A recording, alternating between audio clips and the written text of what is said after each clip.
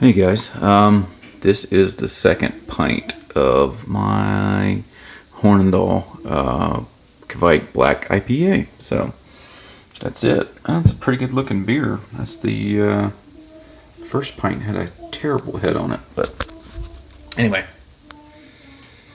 definitely got a little bit of roast from it. But the Hornendal, the yeast, and the Citra, and all the other Simcoe and all that stuff's definitely coming through the dark roast. But there's only 6 ounces of Carafa 3 in here, so it's, who am I kidding, right?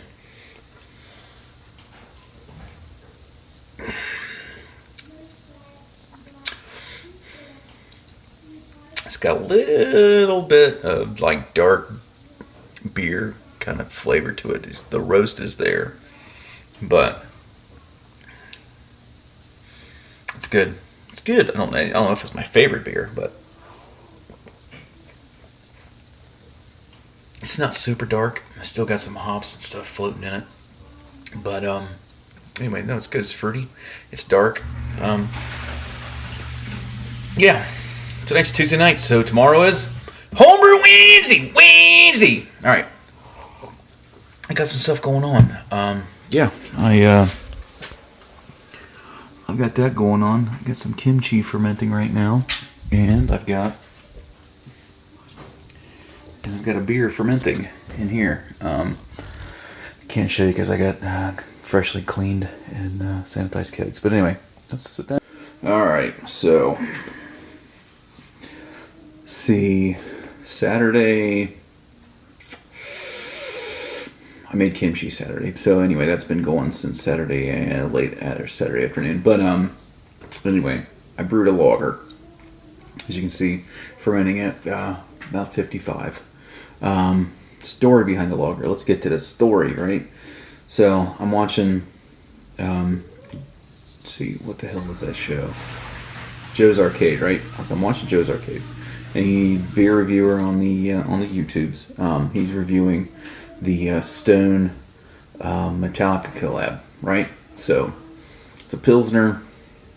He's likes it, but he's not like super impressed by it. But anyway, light bulbs go off, and I've been thinking about what I need to brew lately next. So, like, what about a straight Pilsner malt beer, some oats, late edition New School hops, right? So that's what I did. So is it really a style? No, not really. It's not a Pilsner. It's kind of a mashup between a Pilsner, like a New England style beer. Not going to be hazy. Not hazy at all. But there's no 60-minute addition. Everything's 15 minutes and later. So it's not really to any style. It's just a beer. I threw it together.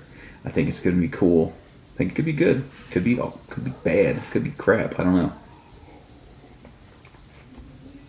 But so it should be about 55 IBU. So we'll run down the grist. It's 11 pounds of Pilsner, 18 ounces of flaked oats, instant oats. That's a small tube of instant oats. That's 18 ounces, a pound and 2 ounces. So in the hops, there's at 15 minutes, there's an ounce each of Ron Mexico and Denali. That's 15 minutes. Then at Whirlpool, after I cool down to 170, I've got an ounce of Citra and an ounce of Ron Mexico, which you guys call that, what is that called? I can't think of it. I'll be right back. So that's Sabro hops. I like Ron Mexico better. Sounds sexier to me. But anyway, so that's that for 30 minutes. Then I'm gonna whirlpool. Then I'm gonna dry hop. It'll probably be Ron. Probably some more Denali. I may throw some Simcoe in there just because I'm on a Simcoe kick.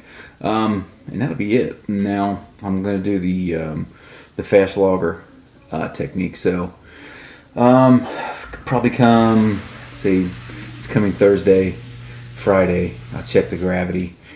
Somewhere about 50% attenuation. It should be right about 50% attenuation at that point. And I'll start ramping up the heat. I'll raise it up to like 68, 70 degrees.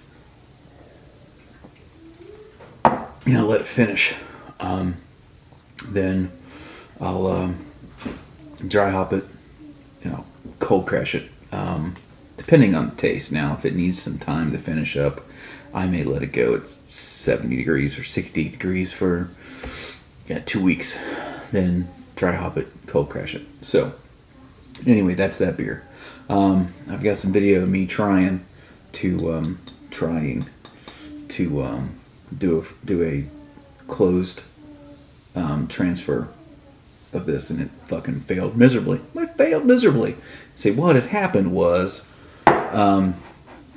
it's way too much hops to get in to the through that's, we'll pretend that's the post on top of my keg, to get in through that, and you get in through that little hole there, right? So it wasn't a whole lot, it was just a clump of yeast came in. I could see it going down the tube, and some flecks of hops, and it just clogged it up, and I was screwed.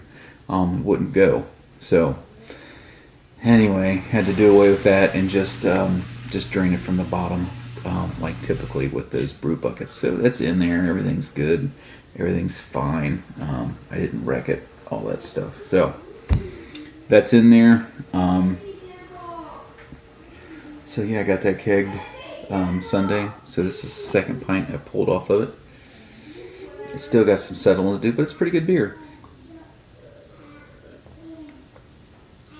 The flavor will change a little bit as everything kind of settles out and all that stuff, but it's pretty good. One thing I did yesterday, I cleaned 2 beer lines, and I also cleaned and sanitized 2 kegs, and I realized that I need some new beer line in my keezer. So after I cleaned them, I let the cleaner recirculate through that for, I don't know, half an hour or so.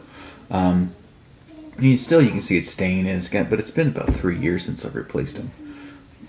I take care of them. It's not like I clean them and all that good stuff. So anyway, I don't think it's affecting the taste of the beer,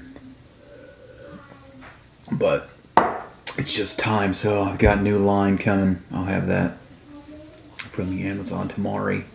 So really, that's about it. I got some video of the brew day. Not a whole lot of video, so don't get your expectations up. But anyway, good brew day. The original gravity going in the fermenter was 1058. So this should get down, I think Beersmith thinks it's going to get down to 1015, 1014. So it should be just sub 6% beer. I'm interested in seeing how it turns out. I've never made a beer without a 60-minute hop charge. So this is the first time I've ever brewed something without a 60-minute hop addition. So we'll see how it happens, right? So anyway, guys, that's it. You got some more video to watch after this, and until next week, enjoy it. Enjoy your week. Peace. Cheers. All right, starting a brew day today. So that's 11 pounds of Pilsner malt. That's going to be it. Besides, going to do one can of oats, and that's it. That's going to be it. That's going to be an IPL. Everything's late edition hops. It's going to be an hour boil. First hop edition, 15 minutes, then a whirlpool. So yeah, why am I doing an hour long boil? Because I don't want to sit down and figure out my volume. So I'm going to do an hour boil so I know what I'm putting in the fermenter. So anyway, going to do that today, and I'm also going to keg my black IPA. So here we go. Heating up water right. So I'm going to start my closed transfer right now. This is the keg on the right. This is what I'm going to be putting the beer in. So right now I'm currently pushing Star San out and also filling the CO2 into that keg. So right now I've got my PSI set right about 5 or so. I'm probably going to have to drop that down a little bit once I start filling from the fermenter. But right now I'm going to transfer this. But I managed to clean my dip tube. I took a sterile, sanitized brush I use to clean the sight glasses. My boil kettle, cleaned it, stuck in some Star Sand and kind of poked it up in there after I tried to blow it out with the Star Sand in the hand pump. But anyway, that's the plan for now. So this should be filling up in once this is full of CO2. I'm gonna get the fermenter out and go. All right, I'm moving beer after a small mess up. But anyway, that's some feeding from the ball valve down. Got my Sputnik valve on. You can barely hear CO2 pushing out of the vents. Yeah, I've got my CO2 set on just a couple PSI. So yeah, we're moving beer. So yeah, we'll see what happens here in a few. Close transfer, no bueno. I'm getting way too much shit in the dip tube. It's just not gonna work. I'm gonna have to get my siphon out. I think. Well, anyway. Alright, my bad. It was a vacuum in there. But anyway, there's too much hop debris and too much yeast cake. Right now I got my dip tube facing straight up, and there's just too much hop debris and yeast cake in that to get to the valve there to post. So anyway, we'll go. Alright, starting my sparge. So that's that. Wort is clear and straw-like in color, so we're rolling right now after dicking around with that pressure transfer that failed. I forgot to mention I am going to ferment with S23 today. This is going to be like an IPL slash. I'm just really combining like new school. Any IPA kind of hop schedule with lager temps, but they shouldn't be hazy. So anyway, it's just kind of a mashup of different styles. Not true to any style. It's my style. So I've got about 21 minutes left in the whirlpool, and that's what it looks like. There's 4 ounces of hops in there. It's all within 15 minutes. So last 15 minutes was 2 ounces, an ounce of Denali, and an ounce of raw Mexico, and that's an ounce of raw Mexico, and an ounce of Citra at Whirlpool. So 4 ounces. That's what it looks like. And we'll pull this sucker down to see how low I can get it with groundwater temp. I'm hoping I can get it down to say, down below 60, but we'll see. Anyway, if not, we'll just go pitch the yeast and let the refrigerator cool it down.